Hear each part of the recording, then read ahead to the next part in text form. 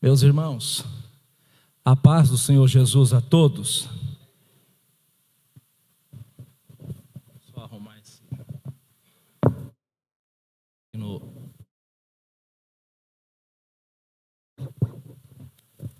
pedestal que ajuda para a gente manusear as Escrituras, né?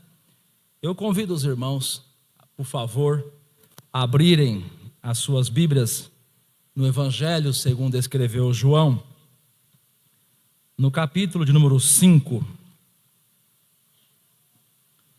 e o versículo de número 39. Evangelho segundo escreveu João, capítulo 5, versículo 39.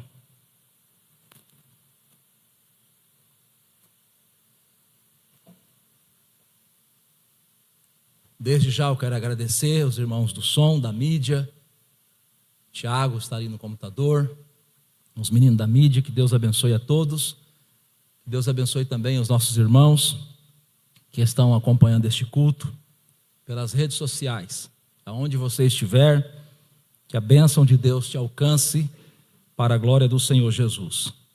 Diz assim o texto bíblico: examinai as Escrituras, porque vós cuidais ter nelas a vida eterna, e são elas que de mim testificam.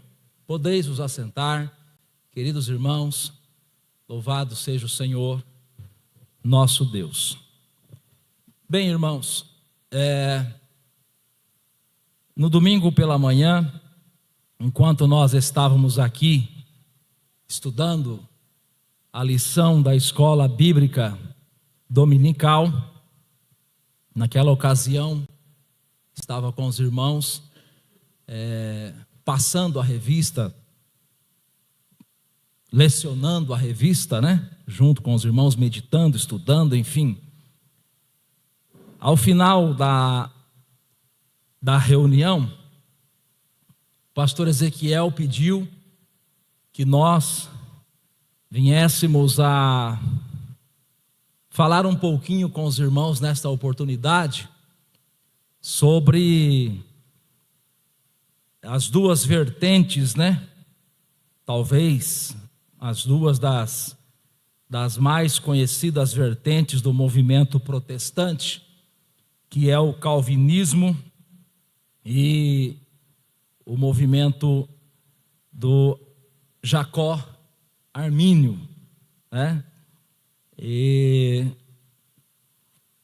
nós sabemos que este é um assunto que por quase 500 anos tem gerado muita polêmica. É um assunto que, infelizmente, irmãos, tem sido distorcido para trazer uma certa divisão entre o povo de Deus. É certo que a maioria dos irmãos, a maioria do povo cristão, protestante, evangélico, não está nem aí para isso. Para a maioria das pessoas, pouca diferença faz se você é um cristão que congrega nas assembleias, na batista, na presbiteriana, na metodista, pouca diferença faz. Sendo uma igreja cristã, que tem uma doutrina cristã, que não seja uma seita, que não distorça os fundamentos básicos da teologia cristã, pouca diferença faz. Mas,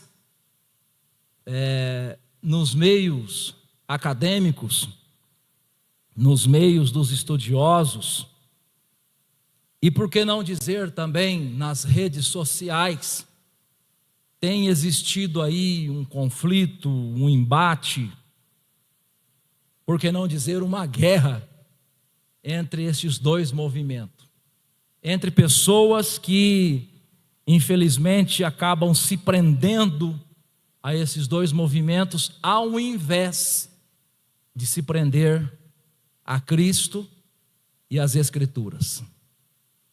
Eu gostaria de iniciar, hoje a gente vai dar uma pincelada, é um assunto de aproximadamente 500 anos, e não tem como nós fazermos uma análise correta, honesta, sincera, dentro de uma reunião. Não tem como. Até o pastor Ezequiel me ligou agora à tarde, ele estava comentando da sua saída para ir cooperar nesse trabalho de despedida de obreiro, né? E ele disse: irmão, você pode ficar à vontade, não tenha pressa, dê oportunidade para os irmãos fazerem perguntas, enfim. Ele disse que a gente teria aí, no mínimo, umas 3 reuniões para discorrer esse assunto. O pastor Ezequiel está um pouco preocupado, porque temos alguns irmãos na congregação que estão estudando a teologia em algumas instituições aqui da região, e nós temos, infelizmente, algumas instituições que, ao invés deles se preocuparem em transmitir o ensino teológico, parece que estão se preocupando em fazer proselitismo religioso. Aí começam a criticar os pentecostais, começam a criticar os assembleianos, desfazendo do fato de que aproximadamente 50%, 70% dos alunos hoje em qualquer universidade teológica no país é pentecostal. Então veja que incoerência. As universidades convidam os pentecostais para irem até eles estudar. E não é de graça, é pago. Se não é pago pelo aluno, é pago pelo governo através de alguma bolsa de estudo. Mas quando esses alunos pentecostais, de Assembleia de Deus ou de outro movimento pentecostal, está lá dentro, em alguns casos, essas universidades permitem que os seus professores, ao invés de ensinar, comecem a criticar as igrejas pentecostais. Um absurdo, uma falta de ética, uma falta de responsabilidade e de respeito para com o irmão e a irmã que está ali estudando.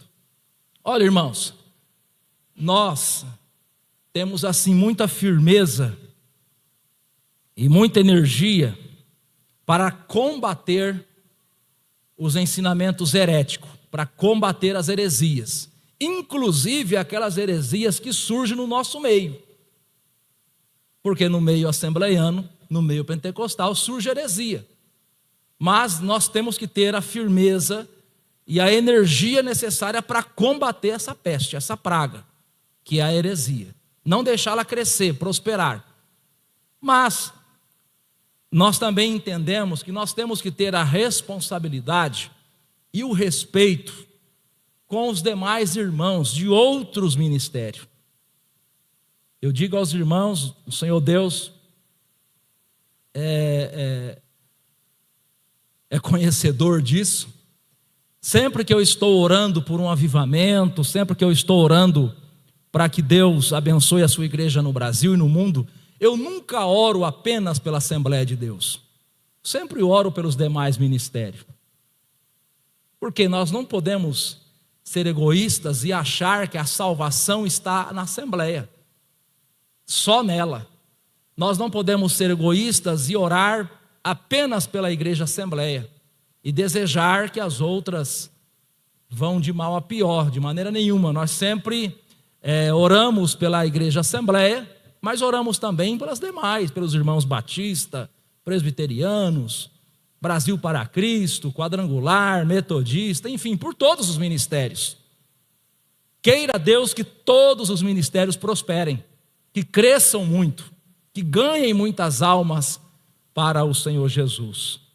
Mas, infelizmente, a gente percebe, parece quase que uma guerra, de ministério. Meu Deus, nós somos o único exército que atira no seu próprio companheiro. Nós somos o único exército que atira nas costas do seu próprio companheiro. Não deveria ser assim. Na última vigília que nós tivemos aqui, aquele período de oração, eu fiz questão de pegar uma carta, convite, e levar nas igrejas vizinhas nossas, E eu louvo a Deus, irmãos, porque teve irmãos que não conseguiram vir, mas mandaram mensagem, ligaram. Temos um pastor de uma igreja vizinha aqui que disse: irmão Rodrigo, não deu para ir, porque naquele dia minha mãe faleceu. Eu tive um culto fúnebre da minha própria mãe, mas estarei aí com os irmãos na próxima. Então eu creio que isso é agradável aos olhos de Deus, a união do povo de Deus. Logicamente que cada um vai trabalhar dentro da sua área, logicamente que cada um vai trabalhar, vamos assim dizer, entre aspas, na sua horta, no seu quintal, mas todos juntos, cada um trabalhando na sua área, fazendo com que o reino de Deus venha a crescer. Então eu gostaria de pontuar isto, irmãos, que nós, antes de qualquer divisão ministerial, de qualquer intriga, nós devemos olhar para Jesus Cristo. Devemos focar em Jesus Cristo. Eu convido os irmãos a ler comigo a carta aos Hebreus, capítulo 12, versículo de número 2. Hebreus, capítulo 12, versículo 2. Nós vamos hoje fazer uma breve introdução. Está escrito assim: olhando para Jesus, autor e consumador da fé, o qual, pelo gozo que lhe estava proposto, suportou a cruz, desprezando a afronta, e assentou-se à destra do trono de Deus. Aqui está, queridos irmãos, a nossa fé, o nosso alicerce, o nosso alvo.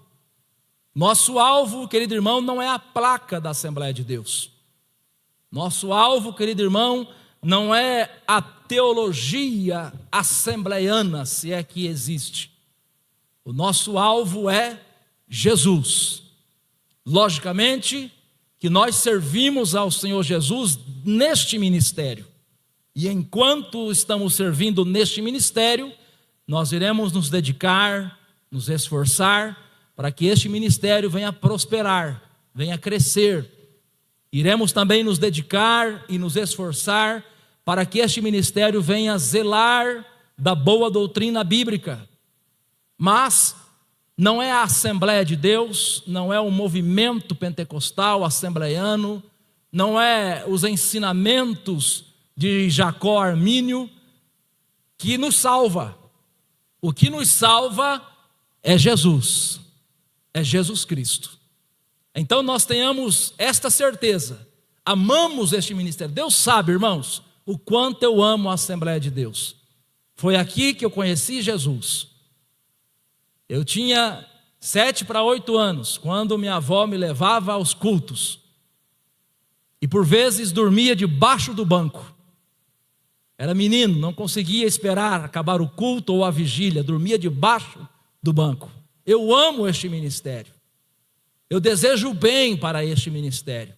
Mas jamais o ministério vai tomar na minha vida o lugar que pertence somente a Cristo Jesus. Amém, irmãos? Vamos agora para o Evangelho de João, capítulo 17, versículo de número 11, a seguir. Evangelho de João, capítulo 17, versículo de número 11, a seguir. Diz assim o texto bíblico: e eu já não estou mais no mundo, mas eles estão no mundo. Eu vou para ti, Pai Santo. Guarda em teu nome aqueles que me deste, para que sejam o que, irmãos? Os irmãos podem me ajudar? Para que sejam o que? Um, assim como nós. Veja, irmão, que a vontade do Senhor Jesus Cristo é que a igreja permaneça unida, é que a igreja seja uma igreja unida. Jesus não deseja que a sua igreja seja uma igreja dividida.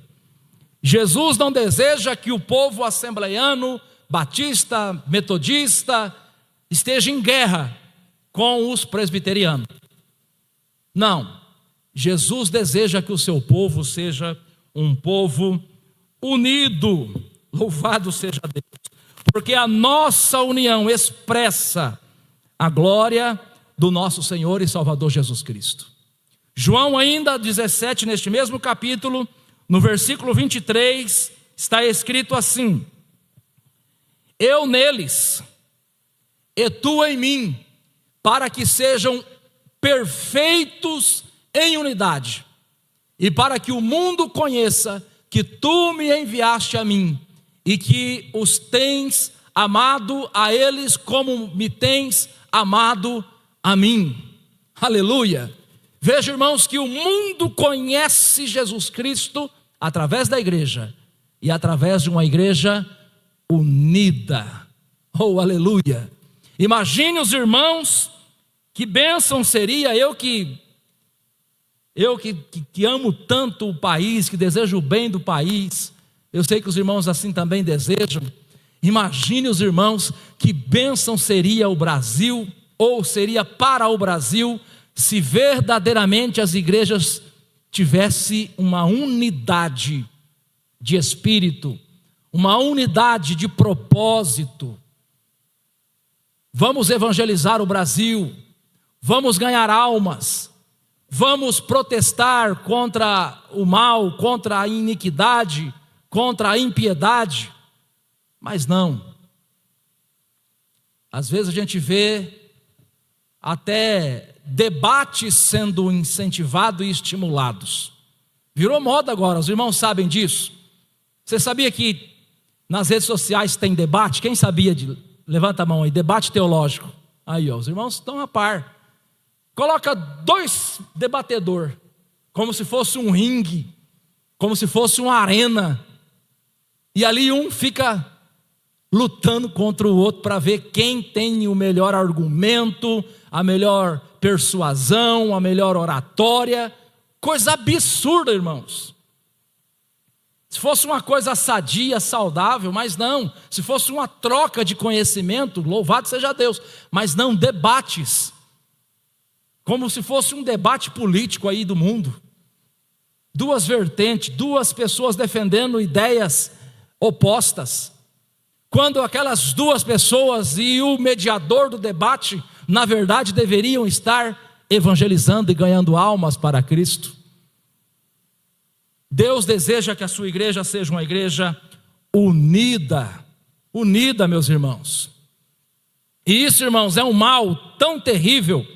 Essa divisão, esta guerra, é um mal tão terrível, que veja os irmãos, Jesus Cristo vem ao mundo, inicia-se a contagem, descer depois de Cristo, 33 anos, Jesus conclui a sua obra, morre, ressuscita, sobe para o céu, aproximadamente aí.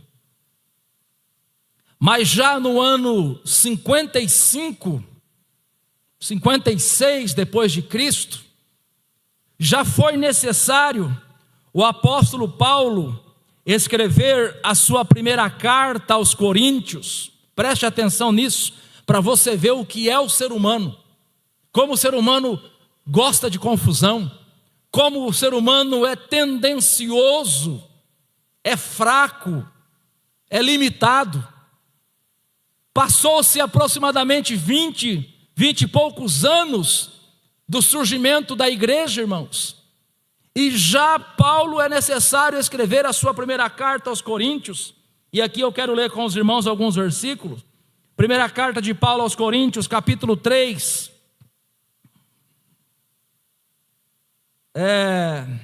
versículo de número 3 a seguir. Veja só: porque ainda sois carnais, pois havendo entre vós o que, irmãos? Inveja. E o que mais? Contendas, meu Deus do céu, e dissensões, facções, partidarismo. Não sois porventura carnais? e não andais segundo os homens. O que Paulo está dizendo? Vocês estão se comportando igual ao mundo. Aí Paulo continua: porque dizendo um, eu sou de Paulo, e o outro, eu sou de Apolo, porventura não sois carnais? Pois quem é Paulo e quem é Apolo, senão ministros pelos quais credes, e conforme o que o Senhor deu a cada um? Somente até aí, irmão, por favor. O que Paulo está dizendo? Vocês estão guerreando entre si. A igreja em Corinto, irmão, guerreando entre si. Eu sou de Paulo, um grupinho dizia. O outro grupo, eu sou de Apolo. Guerreando entre si. E hoje, irmãos, hoje você vê aí nas redes sociais, nesses ambientes acadêmicos, igual eu disse para os irmãos, eu conheço pessoas que testificaram para mim. E não é apenas uma não, é várias. Irmão, eu entrei na faculdade teológica aqui na nossa região. Irmão, não tem condições. Eu conheço pessoas que desistiram do curso. Irmão, eu estava estudando lá, mas era só crítica contra nós pentecostais, só crítica contra a Assembleia de Deus. Teve gente que desistiu do curso. Por quê? Nós os calvinistas somos melhores, vocês arminianos, pentecostais, são inferiores. Vocês não têm conhecimento, vocês são meninos, são dados a movimentos. Ora, irmão, cadê a falta de respeito? Cadê o respeito? Cadê o amor tão pregado por alguns? Olha a situação da igreja em Corinto. Eles estavam guerreando entre si. Um dizendo que era de Paulo. Eu sou melhor porque eu sou discípulo diretamente do apóstolo Paulo. O outro dizendo que era de Apolo. Eu sou melhor porque eu sou discípulo de Apolo. E aí Paulo vem e diz: mas quem é Apolo? Quem é Paulo? Senão uns meros homens mortais, meros mensageiros, pelos quais vocês receberam a palavra. Irmão, irmã, nós não temos que ficar preocupados com homens. Eu não devo me preocupar em ser um seguidor de Gunnar Wingre, de Daniel Berg, do pastor fulano ou ciclano. Eu não devo me preocupar se eu sou arminiano ou calvinista. Eu devo me preocupar se eu sou um cristão que se esforço para obedecer a palavra de Cristo Jesus. Aleluia. 1 Coríntios, irmão, por favor. 1 Coríntios capítulo 1, versículo 12, versículo 13. Olha o que Paulo vai dizer. Vamos ler a partir do versículo 10, por favor, irmão. 1 Coríntios, capítulo 1, versículo 10 até o 13. Rogo-vos, porém, irmãos, pelo nome do nosso Senhor Jesus Cristo, que digais todos uma mesma coisa. Unidade, irmãos, unidade teológica, unidade de argumentos. Digais todos uma mesma coisa, e que não haja entre vós dissensões.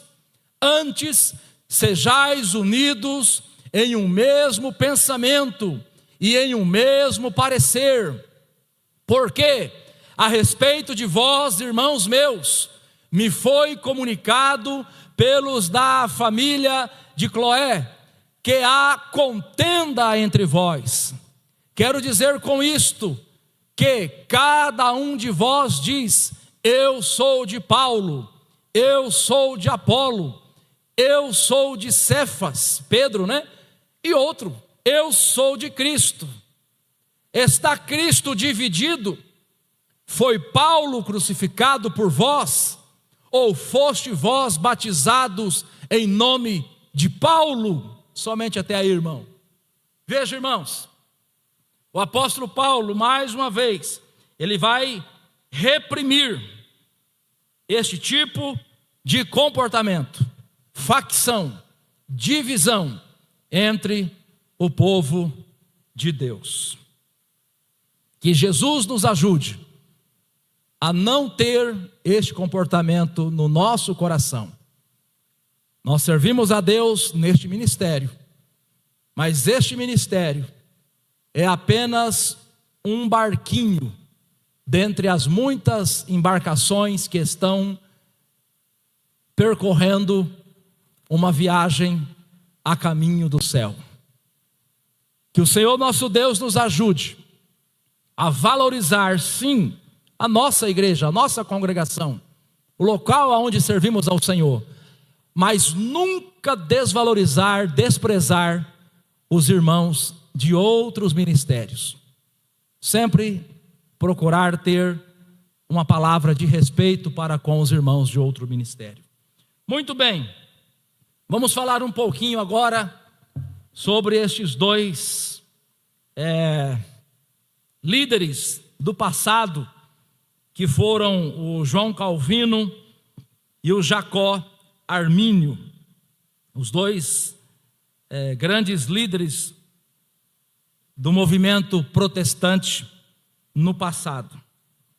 Antes, eu gostaria de dizer aos irmãos que o auge, o pico, do movimento protestante no passado, ele se dá com as 95 teses de Martinho Lutero, no ano de 1517.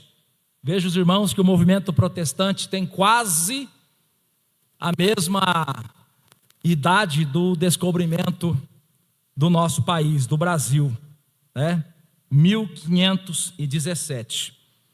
E aí nós temos, irmãos, João Calvino, o personagem que inspira o calvinismo, o personagem no qual se baseia o movimento chamado calvinista. Ele nasce em 10 de julho de 1509, na França.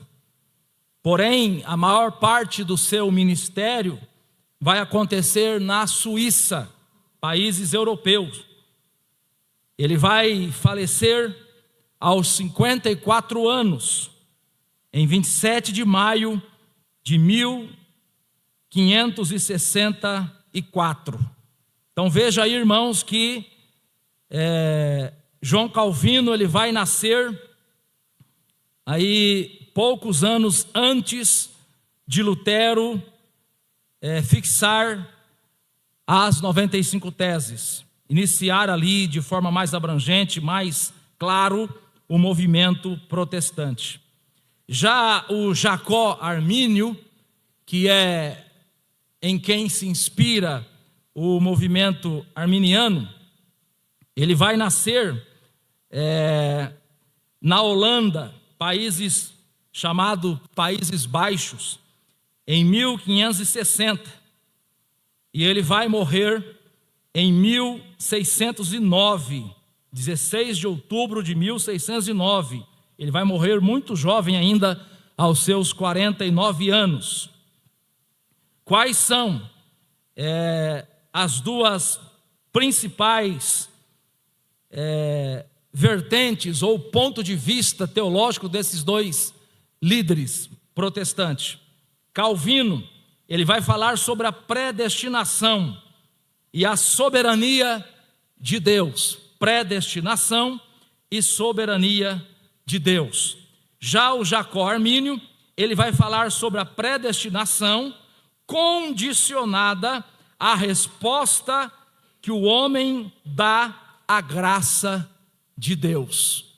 O que significa isso? Resumindo, um vai dizer que, independente do homem, independente da atitude do homem, se Deus o predestinou para ser salvo, aquele homem vai ser salvo. João Calvino, de forma resumida, vai dizer isso. Independente da atitude do homem, se Deus o predestinou para ser salvo, ele vai ser salvo. Se Deus lá na eternidade escolheu alguém para ser salvo, essa pessoa, independente da sua atitude, vai ser salva. Isto, de forma assim, simplória, resumida, é a defesa de Calvino e dos seus discípulos que vieram depois dele. A predestinação e a soberania de Deus. Deus, de forma soberana, escolhe algumas pessoas, dentre o grupo de toda a humanidade. Deus escolhe, Deus determina que elas sejam salvas, independente da atitude destas pessoas. Preste muita atenção nisso. Já o Jacó Armínio, ele vai dizer que sim, existe uma predestinação, até porque tem fundamentação bíblica para a predestinação, para a eleição, para o conhecimento que Deus tem já lá na eternidade de todos quantos serão salvos. Que é isso? Deus, antes mesmo de criar o mundo, já sabia que você ia nascer, que você ia viver nessa terra, que você ia ouvir o evangelho e seria salvo. Esta é a ideia da eleição e predestinação. Mas Jacó Armínio, ele diz que esta predestinação, ela está atrelada, ela está condicionada à resposta que o homem dá à graça de Deus. Quer dizer, Deus te chama para a salvação, e aí cabe a você decidir se vai ser salvo ou não, se você vai aceitar ou não. Agora eu quero que os irmãos pensem, não precisa você falar, mas para você, o que parece ser mais coerente, o que parece ser mais lógico? Deus determina que você seja salvo, independente das suas atitudes, você vai ser salvo. Essa é a posição calvinista. Deus determina, Deus abre a possibilidade de salvação, te convida à salvação através do evangelho. Você ouve o evangelho, acredita no evangelho, aceita Jesus Cristo, se submete à vontade dele, e aí o Senhor Deus te salva, e você, através de uma vida de obediência e perseverança, juntamente com a graça capacitadora que vem do Espírito Santo, através também da palavra de Deus, você mantém, você preserva a sua salvação. Essa é a posição de Jacó Armínio, a qual nós, a Igreja Assembleia de Deus, adotou. Aí os irmãos analisem qual é mais coerente para você.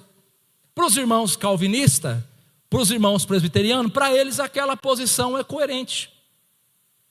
E não cabe a nós brigar com eles.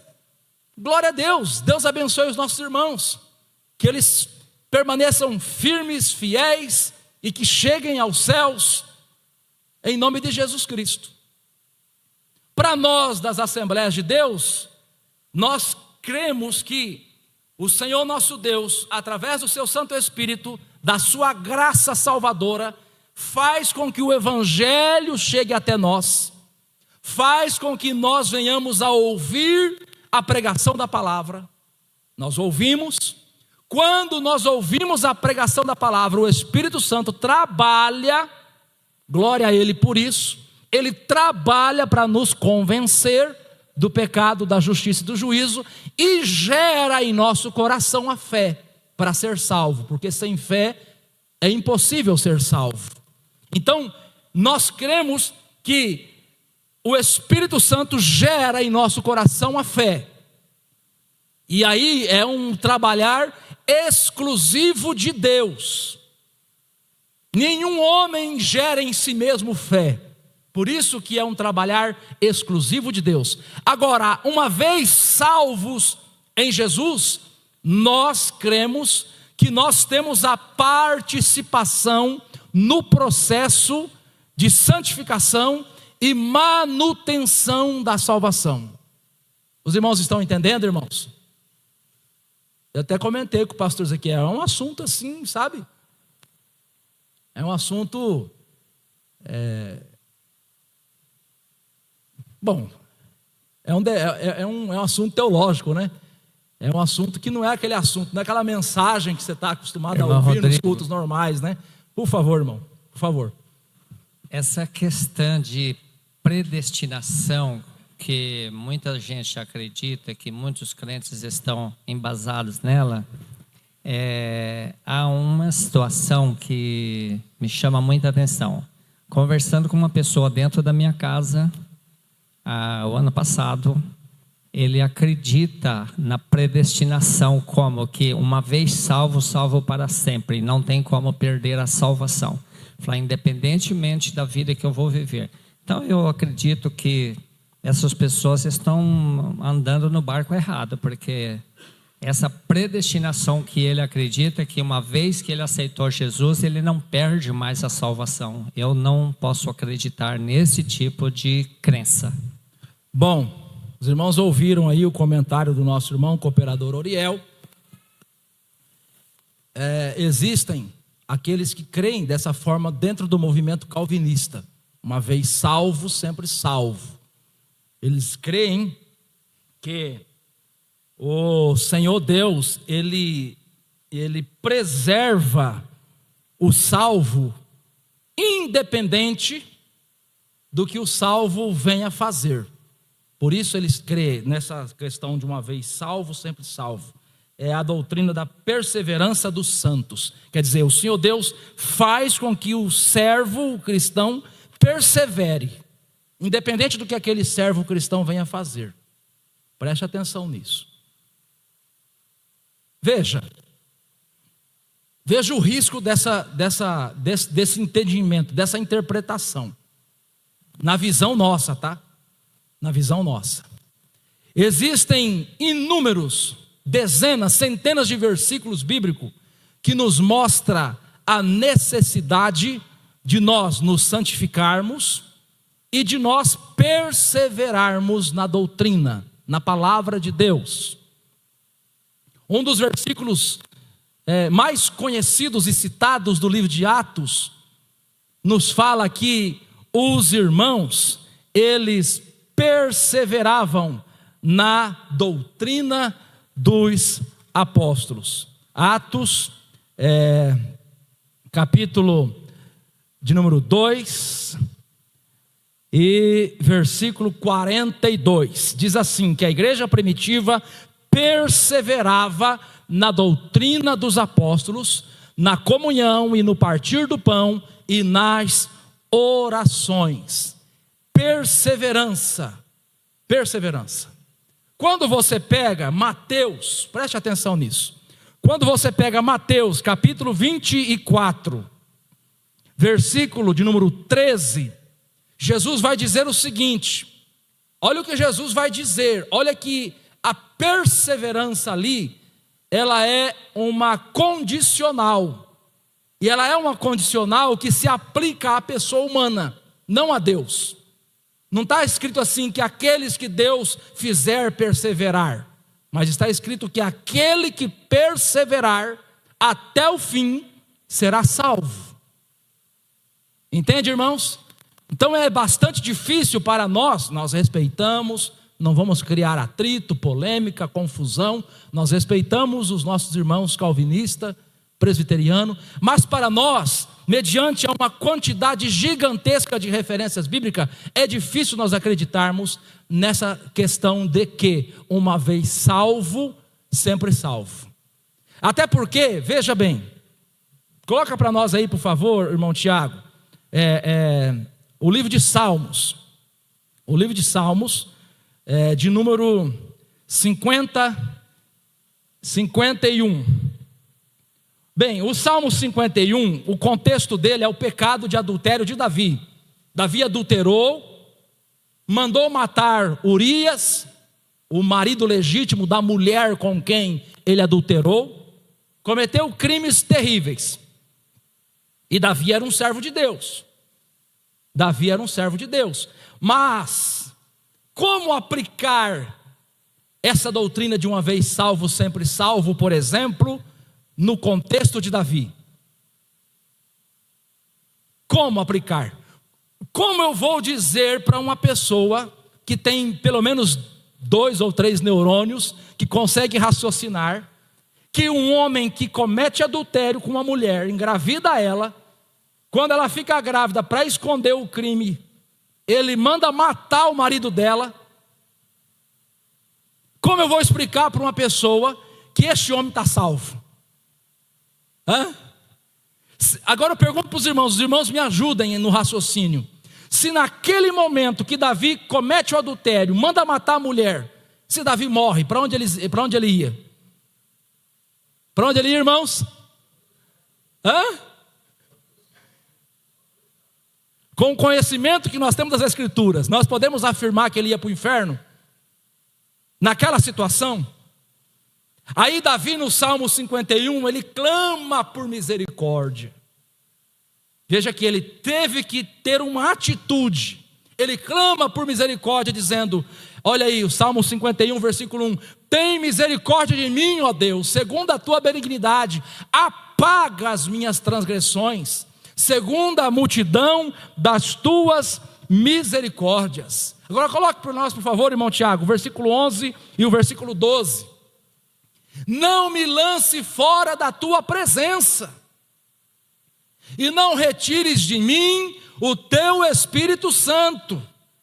Veja, essa palavra, não retires de mim o teu Espírito Santo, precisa ser devidamente interpretada. Por quê? Porque o Espírito Santo no Velho Testamento, ele vinha, possuía alguém, usava aquela pessoa para uma obra específica. O Espírito Santo no Velho Testamento, ele capacitava a pessoa para uma obra específica, mas ele não morava nas pessoas.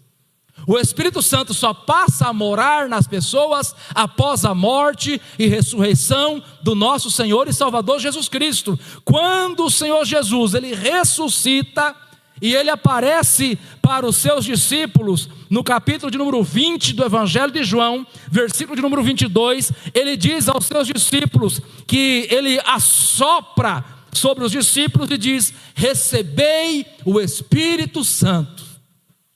Só a partir deste momento é que o Espírito Santo passa a morar no ser humano. É por isso que Paulo, escrevendo a sua primeira carta aos Coríntios, no capítulo de número 6, versículo de número 19, ele vai dizer que nós não devemos entristecer o Espírito Santo, porque nós somos o templo do Espírito e ele habita em nós. Mas ali Davi, deixa eu só completar o raciocínio, irmã. Ali Davi, ele não era morada do Espírito. Todavia, Davi sabia que quem faz a obra na pessoa humana é o Espírito. Por isso que Davi pede para Deus, não retire o teu Espírito. Não faça com que o teu Espírito deixe de agir na minha vida, mas que o teu Espírito me ajude.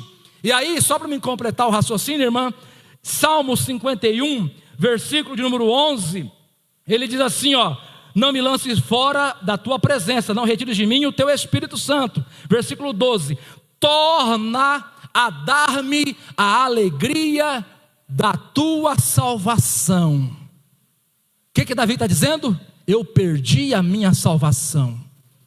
Mas veja, através do arrependimento sincero, da confissão, da culpa, da humilhação, Davi está dizendo, torna-me dar a alegria da tua salvação. Sustém-me com o espírito voluntário. Veja, irmãos, é complicado você afirmar que uma vez salvo, sempre salvo. Se Davi tivesse morrido naquele cenário de adultério e morte de Urias, eu afirmo aos irmãos, baseado nas Escrituras, ele teria ido para o inferno. Por favor, irmã. Irmão Rodrigo, mas aí, como explicar isso para eles? Porque então sempre a gente vai estar... Eles vão falar assim, mas vocês então estão por fora ou por dentro aí, demais da conta. Porque aí entra esse negócio. Vocês estão estudando demais. Onde vocês encontraram isso? A Bíblia deles é diferente da nossa? A questão, irmã, nós vamos meditar nisso. A grande questão é que os movimentos, eles, por vezes, eu até disse isso para um irmão essa semana, por vezes eles colocam a denominação, as doutrinas internas da igreja, os credos, as confissões de fé. O que é a confissão de fé? Os líderes da Assembleia se reúnem e fazem uma confissão de fé. A nossa fé é essa. Mas isso, irmãos, não pode de forma alguma ser equiparado às Escrituras. A nossa confissão de entender as coisas não pode de forma alguma se sobrepor às Escrituras. E infelizmente, tanto do nosso lado quanto do outro lado dos outros irmãos, infelizmente tem pessoa que se sobrepõe. E ele bate de frente, e ele briga, e ele faz confusão, e ele tenta fazer proselitismo. Olha, vem para cá. Quantas pessoas vocês conhecem, eu conheço, que já mudou de denominação, porque alguém disse, vem para cá que aqui é melhor. Aí a pessoa chega lá, ele é recebido com um tapete vermelho, e é uma festa, é uma maravilha, nos primeiros dias.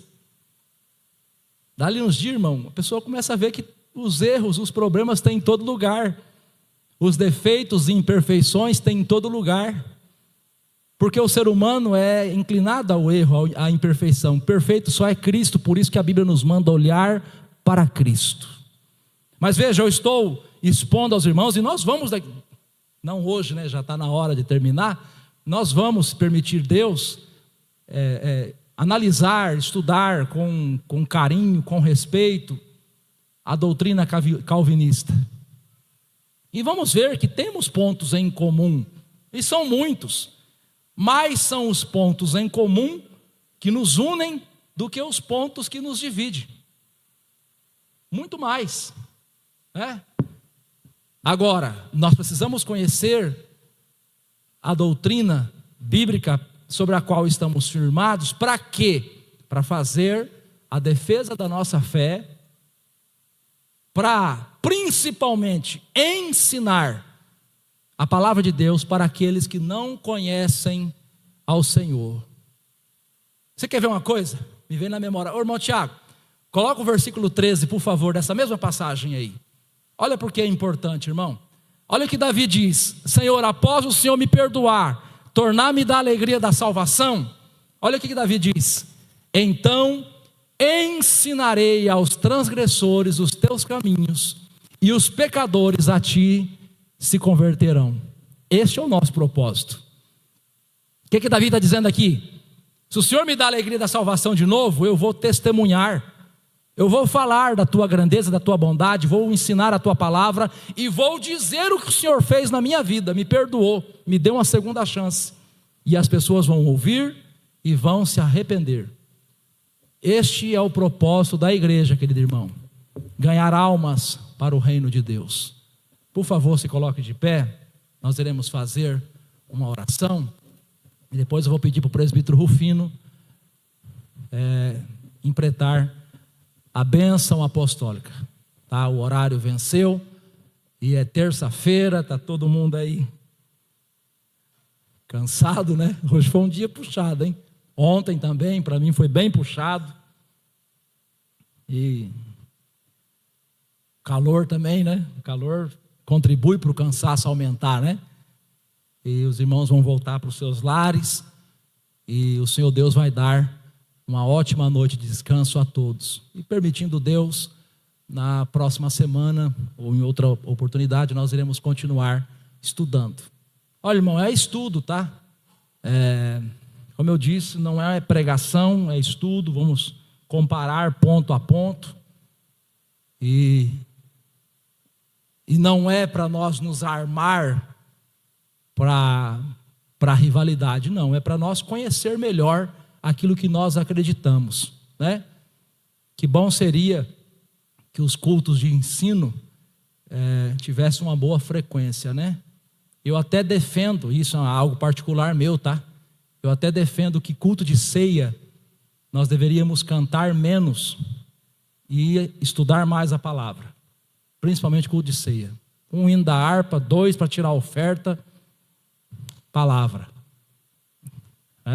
estudo bíblico, pergunta, resposta, e depois aquela ceia abençoada. Mas isso é algo que eu imagino ser algo bom Enfim, vamos orar. Que Deus abençoe os irmãos em nome de Jesus. Senhor Deus, no nome do teu Filho Jesus, nós estamos estudando a tua palavra, Pai Santo. Queremos viver melhor na tua presença. Queremos que o Senhor abençoe a nossa congregação, a igreja. Queremos que o Senhor abençoe, ó Pai, os nossos irmãos de todos os outros ministérios cristãos, bíblicos. Que o Senhor faça a tua igreja no Brasil e no mundo prosperar. Abençoe, Senhor Deus, a nossa nação. Tenha misericórdia do nosso país. Abençoe as nações vizinhas. Abençoe os Estados Unidos, Senhor, que em breve terá eleições. Abençoe os países africanos, os países europeus. Tenha misericórdia da Rússia e da Ucrânia, Senhor, que está naquela guerra sangrenta. Tenha misericórdia de Israel, a tua nação escolhida. Salva o povo judeu. Abençoe também, Senhor Deus, o povo palestino, o povo libanês, os povos árabes, islâmicos, com a tua salvação. Faz a tua obra prosperar, Senhor, no Brasil e no mundo. Abençoa os nossos irmãos no regresso para os seus lares. Abençoa os irmãos que estão acompanhando e vão acompanhar pelas redes sociais. Ó Pai Santo, abençoe o nosso pastor Ezequiel, e também o presbítero irmão Marcos, os obreiros desta casa, os departamentos, os trabalhos que se seguem durante a semana. É a nossa oração, no nome de Jesus Cristo. No nome de Jesus.